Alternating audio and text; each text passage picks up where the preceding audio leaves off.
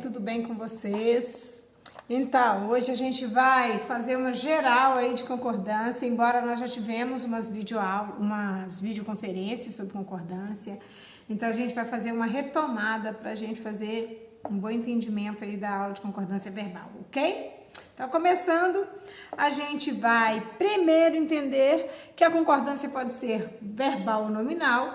Em princípio, nós vamos tratar a concordância verbal e hoje, em especial, hoje eu quero tratar com vocês os verbos impessoais. Mas o que é a concordância verbal? É essa concordância entre o sujeito e... Peraí, gente. É a concordância entre o sujeito e o verbo, porque o verbo concorda com o sujeito a que se refere. Já a concordância nominal, nós temos a relação entre o substantivo e os seus determinantes, substantivo e adjetivo, substantivo e pronome, substantivo e artigo, substantivo e numeral, substantivo e locução adjetiva e etc.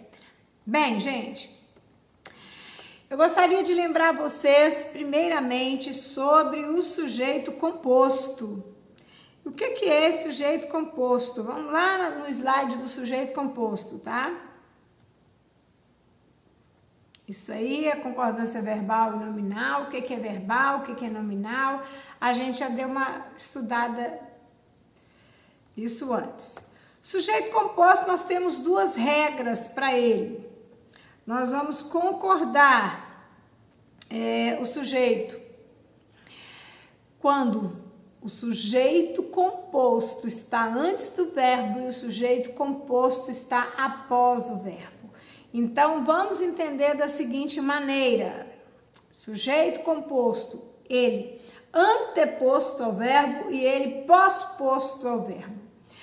É o seguinte, gente, se o sujeito é composto, ele tem dois ou mais núcleos. Então, se eu tenho um sujeito composto antes do verbo, o correto é que o verbo fique no plural. Então, por exemplo, o ônibus e o caminhão deslizaram na pista.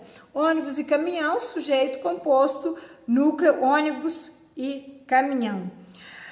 Deslizaram, o verbo está na terceira pessoa do plural, concordando aí com o sujeito composto.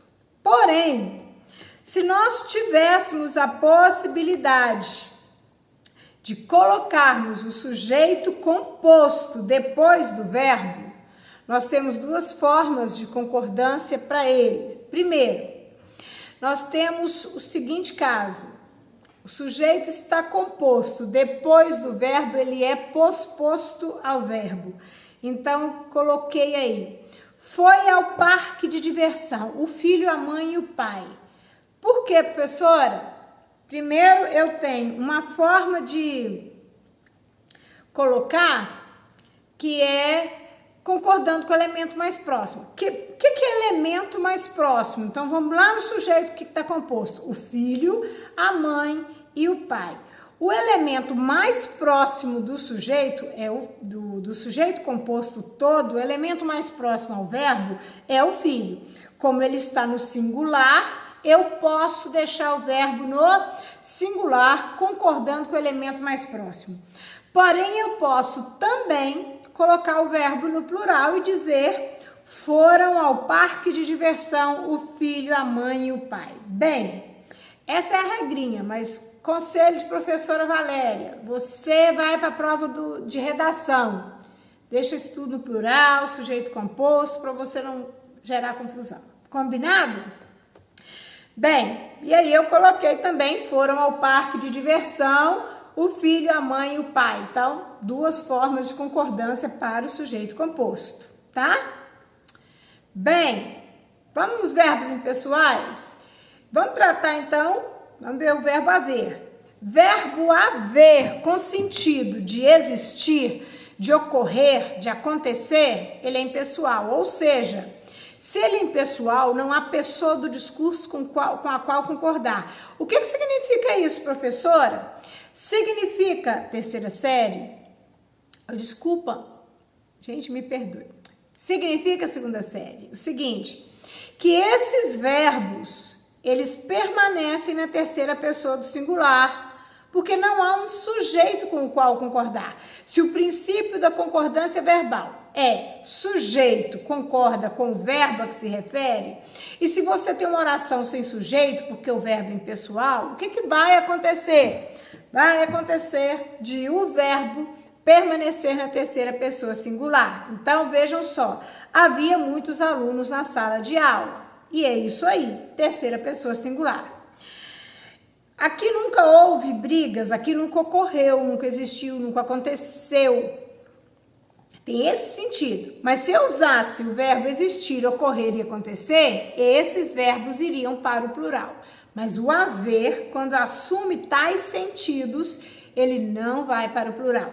E aí eu quero lembrar vocês que uma coisa que eu sempre falo na sala de aula é que entre aquele que manda e aquele que obedece, que é o chefe e o auxiliar, quem manda é o chefe. Então, quando o verbo haver vier acompanhado de um verbo auxiliar, o que vai acontecer? Esse verbo auxiliar se acompanha o verbo haver com esse sentido de existir, de ocorrer, de acontecer, esse verbo também é impessoal, então ele não vai para o plural. E aí vejam só a locução verbal que fica assim: deve haver 20 pessoas na sala. Não posso, professora, colocar devem haver? Não, porque o haver significa existir. Então, ele é o verbo principal. É uma locução verbal.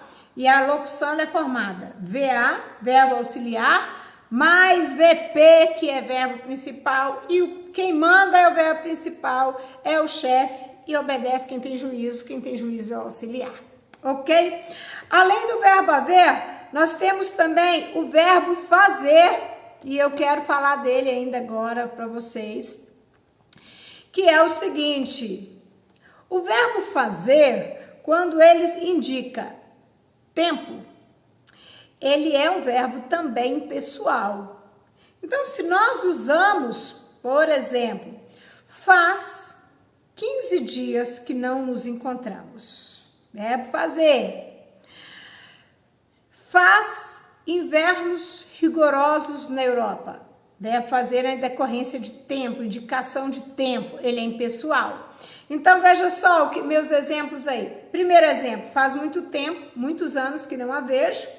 O verbo fazer, indicação de tempo transcorrido ou também tempo a transcorrer, será a terceira pessoa singular, porque é oração sem sujeito.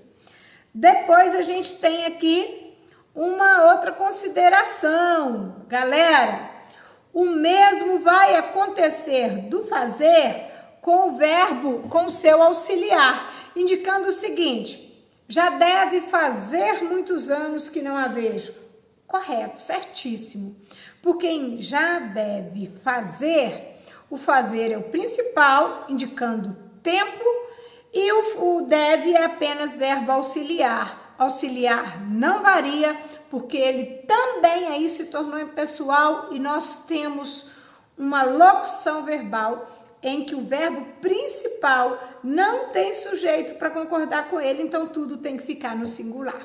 Combinado, gente? Então, assim, verbo haver, verbo fazer são verbos significativos impessoais para a gente ter essa noção, essa consciência aí totalmente bonitinha, direitinho, tá? Aí nós temos mais um caso de verbos impessoais, importantíssimo esse caso para nós. Verbo ser, indicando horas, indicando distância. Então, vamos lá, galera. Nesse caso, ele é impessoal e não apresenta sujeito. Ok. Mas, professora, por que nesse caso o verbo vai para o plural? Porque ele concorda com o predicativo, porque ele é verbo de ligação, tá bom? Então, vamos lá. É uma hora, o verbo ser concordou com uma, que é o predicativo. São 3 horas, o verbo ser concordou com o numeral, que é o predicativo. Daqui até a fazenda é 1 quilômetro. Daqui até o sítio são 10 quilômetros. Então, o verbo ser, indicando hora ou distância, galerinha, ele vai ficar aí em em terceira pessoa singular. Bem, vocês sabem que existe uma mudança quando a gente fala assim, hoje é 10 de julho ou hoje são 10 de julho. Tá errado falar hoje é 10. Por quê? Porque o predicativo 10 é plural. Então, hoje são 10 de julho. Porém, se você usar aí o substantivo dia, olha, hoje é dia 10 de julho. Então, você concorda com o predicativo dia. Combinado assim? Galera, beijo. Até nosso próximo encontro, nossa próxima aula, se Deus quiser.